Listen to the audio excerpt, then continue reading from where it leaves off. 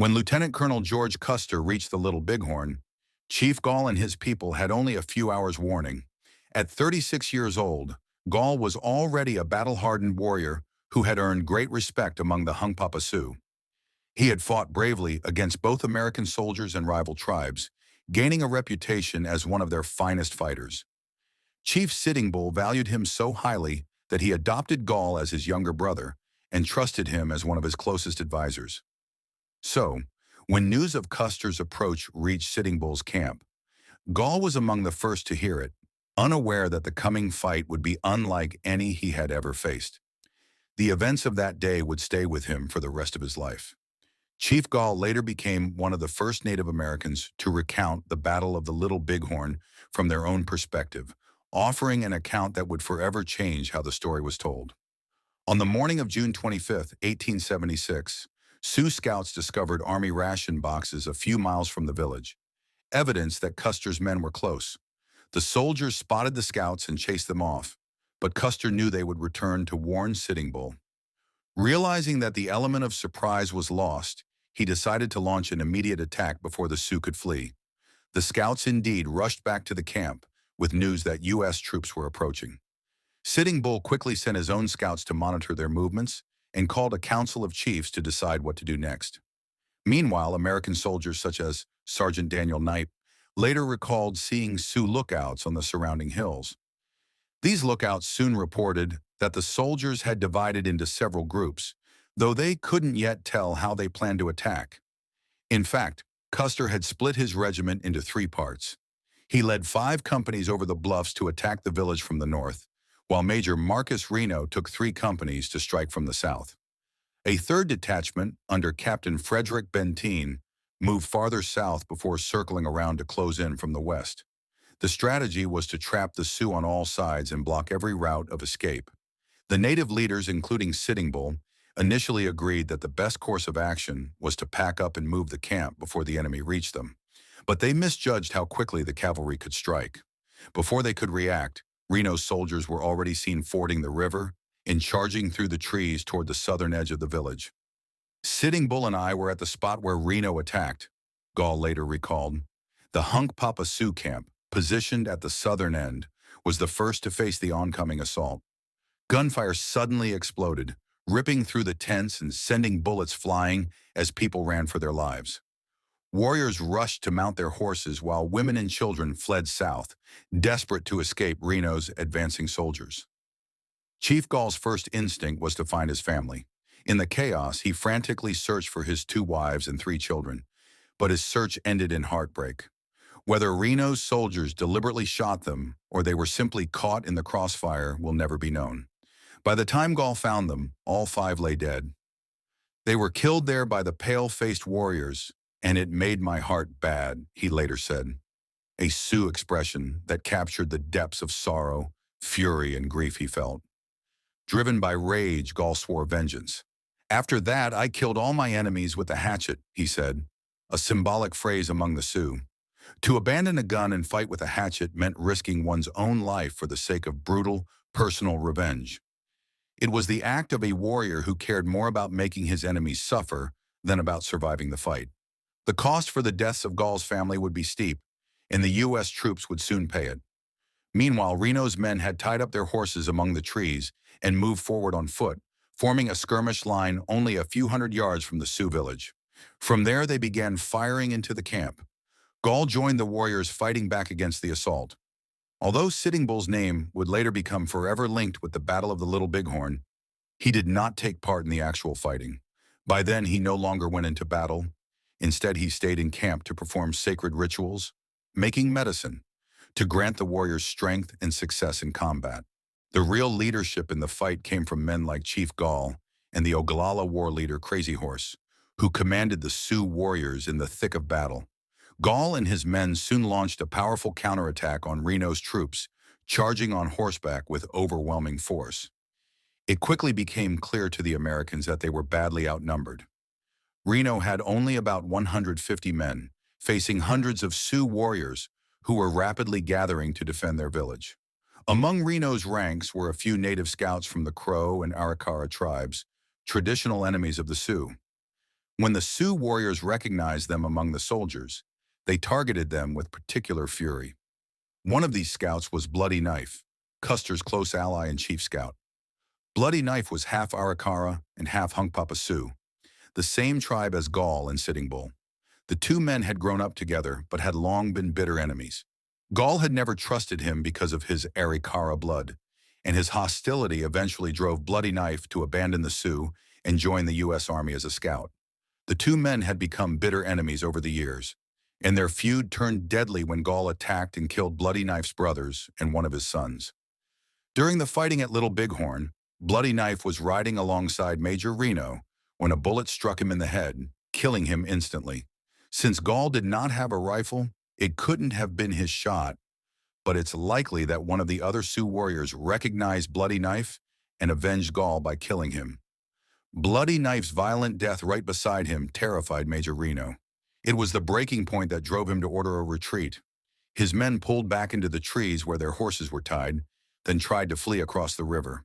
The retreat quickly descended into chaos. Gall and the other Sioux warriors took advantage of the soldiers' panic, cutting them down as they ran, dragging men from their horses, striking them with hatchets, or shooting them as they tried to escape. By the time Reno's surviving troops scrambled to safety on the hills across the river, at least 32 soldiers had been killed. Gall wanted to continue the chase, but cries of alarm from the camp halted him. Another American force was moving in from the south. If those troops reached the village, they could capture the women and children, and that could mean total disaster.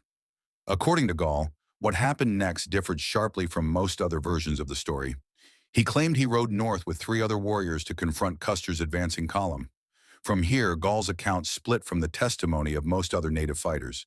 He said that he led a small scouting party along the eastern bluffs of the river, shadowing Custer's movement toward the village. Gall and his scouts stopped on a hill roughly 600 yards from the American troops, observing them carefully to determine their next move. One officer rode out ahead of the others, scanning the terrain through his binoculars. Custer had trimmed his famously long blonde hair short before the battle, so Gall did not realize that the man he saw was the one the Sioux called Long Hair. Only later did he understand who it must have been. No one knew, Gall later said when asked if the warriors recognized Custer during the fight. No one could tell him from the others. In his version, Custer hesitated when he first saw the vast Sioux village and paused, apparently waiting for the rest of his men to catch up. Gall believed that this was the moment Custer realized he had underestimated the size and strength of the Sioux force. Then, according to Gall, it was the Sioux who struck first, charging Custer's men as they crossed the bluffs about 3/4 of a mile from the river. In his telling, Custer's last fight was not an offensive gone wrong, but a desperate attempt to defend himself after being attacked. Other Sioux warriors like Lazy White Bull remembered things differently, saying that Custer's assault began almost immediately after Reno's troops were driven back. But Gall stood by his version, that it was his warriors who made the first move that day. Gall likely believed that Custer never reached the river because by the time he arrived, the Cheyenne warriors had already driven the Americans back. Based on the timing, it seems improbable that Gall had scouted Custer before the fighting began. More likely, he arrived to find Custer's men already retreating up the eastern hills and mistook that retreat for the start of the battle. It was far from an orderly withdrawal. The positions of the American dead found later told a story of a chaotic rout, soldiers falling every few meters as they tried to flee. The men of the 7th Cavalry fought with everything they had, but their Springfield carbines often jammed under rapid fire. Gall recalled seeing many soldiers throw down their useless rifles and draw their revolvers instead. He claimed that numerous troopers ran out of ammunition altogether, leaving them easy prey for warriors armed only with hatchets. The native fighters used every tactic they could to spread confusion among the Americans, waving blankets, shouting, and sending frightened horses charging into the enemy lines. The stampeding animals scattered the soldiers and robbed them of their only escape routes. It was a slaughter, Gall later said. We took no prisoners. Our hearts were bad, and we cut and shot them all to pieces. According to him, Custer's men met the same grim fate, but the truth of those final moments, he insisted, was not what most people believed. As the fighting continued, Custer's surviving companies were pushed back toward the top of the bluffs, where the force split into at least 2 groups. Companies C, E, and F stayed with Custer and his brother Tom as they fell back toward the crest now known as Custer Hill. Gall did not witness Custer's death himself and never claimed to have killed the man the Sioux called Longhair. Unlike many other accounts, Gall maintained that Custer's group were not the last to fall. He said that warriors pursuing them from below caught up and quickly surrounded them on Custer Hill, wiping them out within minutes. The true last stand, Gall argued, took place to the southeast of that position. There, Lieutenant James Calhoun, Custer's brother-in-law, commanded Company L, alongside Captain Miles Keogh in Company Y. After separating from Custer, they fought their way up another rise. Gall said these men held their ground to the end. They never broke, he recalled. They fell back step by step up the hill. When they realized they were completely encircled, Calhoun's men dismounted and fought on foot until none were left standing. Keogh and his soldiers tried to reach Custer along Battle Ridge between the two hills, but Keogh was shot from his horse, and his men were quickly overwhelmed. When their bodies were later discovered, the troopers of Company the Merman were found piled together, having died side by side. They fought bravely, Gall said of Custer's men, but it could not save them. The fight with Custer was over in less than an hour, but the battle itself was far from finished. Gall mounted his horse and rode south, determined to strike Reno's men and avenge the deaths of his family. After their initial assault, Reno's troops had fallen back to a hill southeast of the village, where they waited for reinforcements from Captain Benteen and the pack train. These reinforcements arrived around 4 p.m., bringing the remaining 7 companies of the 7th Cavalry together. Once regrouped, Reno and Benteen began advancing toward Custer's last reported position. But according to Gall, by the time they moved out, every one of Custer's men was already dead. After defeating Custer, the Sioux and Cheyenne turned their attention to Reno. They rode over the bluffs and spotted the Americans moving toward them. When Reno's men saw the approaching wave of warriors, yelling, firing, and charging, they quickly fell back to their hilltop position and began digging in for defense. With over 400 soldiers, Reno and Benteen formed a defensive ring on what became known as Reno Hill. For several hours, Sioux and Cheyenne warriors launched wave after wave of attacks, testing the American line, but were unable to break through before night fell. Gall and Crazy Horse ordered their men to hold off during the night to avoid unnecessary losses. Instead, they decided to keep the soldiers awake with scattered rifle fire, trusting that exhaustion, heat, and thirst would weaken them. "It will fall into our hands when the thirst burns in their throats and drives them mad for water," Gall reportedly told the warriors. He was right about the Americans' dire condition. The intense summer heat and lack of supplies quickly drained their water reserves, and by the morning of June 26th, the men on Reno Hill were suffering badly from thirst. Gall stationed Sioux sharpshooters on the opposite hills to fire at any soldiers attempting to reach the river for water. Eventually, the Americans managed to send their own marksmen to pin down Gall's snipers, allowing small water parties to slip through safely, a courageous effort that earned several soldiers the Medal of Honor. Later that afternoon, Sioux scouts noticed dust rising in the distance, a sign of an approaching army. This was the long-expected column led by General Alfred Terry and General John Gibbon, arriving for their rendezvous with Custer. Gall referred to it as the Big Dust, recognizing it as a warning to withdraw. The Sioux and Cheyenne quickly broke off their attack, packed up their lodges, and began moving west toward the Bighorn Mountains.